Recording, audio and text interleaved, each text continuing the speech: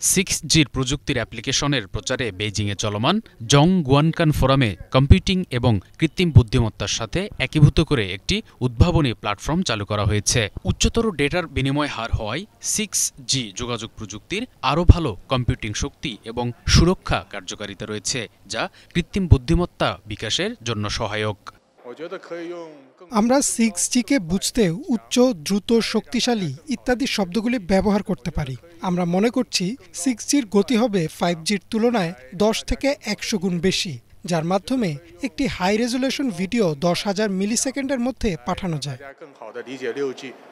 এই প্ল্যাটফর্ম প্রতিষ্ঠার সাথে 6G প্রযুক্তি আরও আন্তঃসংযুক্ত, বুদ্ধিভিত্তিক হবে, যা ইন্টারনেট অফ এভরিথিং থেকে কৃত্রিম বুদ্ধিমত্তায় AIoT-তে উন্নীত হবে।